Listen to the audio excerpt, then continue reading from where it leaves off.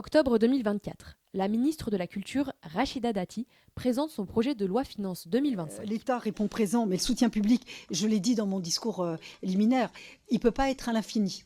On peut être un booster, on peut être à l'initiative, on peut impulser, mais ça ne peut pas être à l'infini. Coup de massue, il prévoit une baisse de 30% du Fonds de soutien à l'expression radiophonique, le FSER, la principale ressource financière des radios associatives. Face à cette menace, les radios associatives se mobilisent et hurlent au scandale.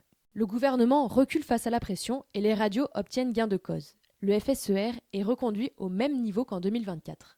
Mais pour combien de temps ? Pour rappel, il existe 5 catégories de radios. A, B, C, D et E. Contrairement aux radios commerciales, les radios associatives ne sont pas à but lucratif et la part de leurs ressources issues de la publicité ne peut être supérieure à 20% de leurs ressources totales. On dit qu'elles remplissent une mission de communication sociale. Ces héritières des radios pirates nées en 1981 bénéficient donc d'un fonds de soutien créé en 1982 qui représente en moyenne 40% de leurs ressources. Le nombre de radios associatives a augmenté en France au cours des dernières années. En 2024, elles étaient plus de 700. Si le montant du FSER a accompagné ce mouvement, le montant perçu par chaque association a quant à lui diminué. Une difficulté parmi d'autres. Le paysage radiophonique est en véritable mutation où il faut que nous soyons présents partout.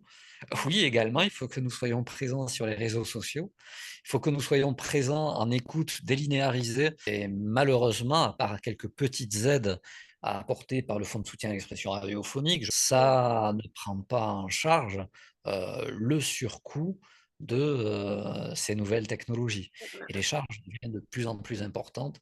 Et c'est aussi un défi auquel doivent faire face certaines de nos radios. Face à cette mutation du paysage médiatique, les radios associatives n'ont plus le choix. Elles doivent s'adapter. Mais comment ? Quelle stratégie mettre en œuvre ? Comment faire en sorte que ces dernières soient pérennes ? Et s'adapter, oui, mais à quel prix ? C'est ce que nous avons cherché à comprendre dans une enquête menée entre juillet et août 2025 auprès de celles et de ceux qui refusent de se taire.